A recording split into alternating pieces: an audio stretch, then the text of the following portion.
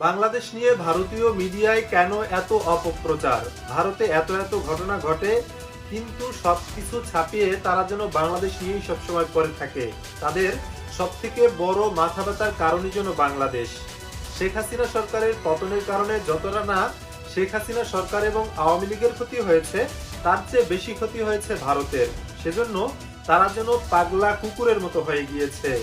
শেখ হাসিনা সরকারের পতনের পরে তারা ইচ্ছে মতো বাংলাদেশের উপর ছড়ি ঘোরাতে পারছে না।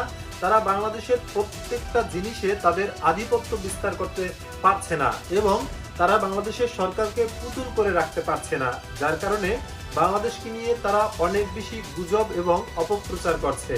এমনকি শেখ হাসিনা সরকারের পতনের পরে যখন আওয়ামী লীগের নেতাকর্মীদের বাসায় অন্যান্য দলীয় লোকেরা হামলা করেছিল বা তখন তাদের ক্ষোভের বহিঃপ্রকাশ করেছিল, তখন ভারতীয় হিন্দুত্ববাদীরা প্রচার করেছে সেই সমস্ত বিষয়গুলোকে, যে হিন্দুদের বাড়িগুলোতে বাংলাদেশের মুসলমানরা হামলা করছে। এমনকি মাশরাফি বিন মুর্তজার বাড়িতে আগুন লাগিয়ে দেওয়ার বিষয়টি তারা প্রচার করেছে, সংখ্যালঘু লিটন দাসের বাড়িতে আগুন জ্বালিয়ে দেওয়া হয়েছে।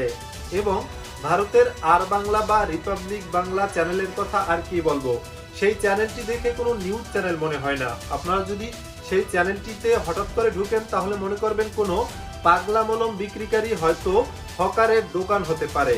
কিন্তু এবার বৈষম্য বিরোধী ছাত্র আন্দোলনের অন্যতম সমন্বয়ক সার্জিস আলমকে নিয়ে বেশ কিছু মন্তব্য করে আবারও আলোচনায় এসেছে ভারতীয় মিডিয়া। সার্জিস আলম সাফ জানিয়ে দিয়েছেন, ইসকন যেভাবে বাংলাদেশে বিভিন্ন ধরনের ষড়যন্ত্র শুরু করেছে এবং দেশ বিরোধী চক্রান্ত করছে, তাদেরকে কোনো ক্রমেই এই চক্রান্তে ফায়দামন্দ হতে দেওয়া যাবে না বলে মন্তব্য করেছেন সার্জিস আলম। এবং ভারত বিরোধী বেশ কিছু বক্তব্য তিনি দিয়েছেন, যেটা বর্তমানে সময়ের দাবি হয়ে দাঁড়িয়েছে। এরই জের ধরে ভারতের একজন এমপি বলেছেন যে বাংলাদেশকে তারা বিভিন্নভাবে কোণঠাসায় ফেলে দিবে, তারা পেঁয়াজ বন্ধ করে দিবে, তারপরে বাংলাদেশ যদি লবণ পায় তাহলে সেটার আয়োডিন দেয় ভারত। এ জাতীয় বেশ কিছু মন্তব্য করেছে ভারতের একজন এমপি।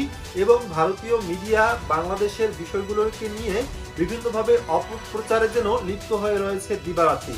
ভারত বাংলাদেশের বিষয়গুলোকে যেভাবে বড় করে দেখাচ্ছে এবং সারাদিন যে তারা যেভাবে বাংলাদেশি নিউজ নিয়েই মেতে থাকছে, তাদের দেশে তাদের অভ্যন্তরে যে সমস্ত ঘটনাগুলো ঘটছে সেগুলো কিন্তু তারা প্রচার করছে না। গত কয়েকদিন আগেও একটি মসজিদের জায়গা দখল করে তারা মন্দির করেছে এবং মন্দির হিসেবে মসজিদের জায়গা দখল করার জন্য তারা বেশ কয়েকজন মুসলিমকে হত্যা করেছে। এই বিষয়গুলো তারা মোটেই প্রচার করছে না। তারা বাংলাদেশের সাম্প্রদায়িক যে বিষয়টা রয়েছে, সম্প্রীতি রয়েছে, সেই সম্প্রীতিটাকে তারা সবসময় নষ্ট করার জন্য চক্রান্ত করে যাচ্ছে। আমাদের বাংলাদেশে কয়েকদিন আগে সাইফুল ইসলাম আলিফ নামক একজন মুসলিম উকিলকে যেভাবে তারা হত্যা করেছে নির্মমভাবে, এই বিষয়টি যদি ভারতীয় কোনো হিন্দু উকিলকে হত্যা করা হতো এভাবে ভারতের কোনো কোর্টের সামনে, তাহলে হয়তো হাজার হাজার ভারতীয় মুসলিমকে প্রাণ দিতে হতো।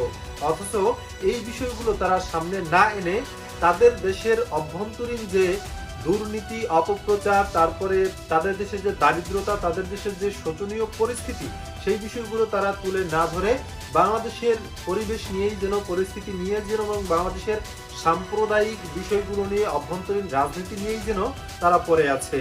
তাদের কি উদ্দেশ্য সেটা এখন বাংলাদেশের মানুষের কাছে দিবালোকের ন্যায় স্পষ্ট। তাই ভারতীয় মিডিয়ার অপপ্রচারিত না হয়ে বা কান না দিয়ে তাদের নিউজগুলোকে অ্যাভয়েড করাই হলো আমাদের প্রধান কাজ। তাই এই ভিডিওটি আপনারা সকলের কাছে ছড়িয়ে দিন এবং এই মেসেজগুলো আপনাদের বন্ধুদের কাছে শেয়ার করুন। ভিডিও ভালো লাগলে আমাদের চ্যানেলটি সাবস্ক্রাইব করতে পারেন, ফলো করতে পারেন আমাদের ফেসবুক পেজ।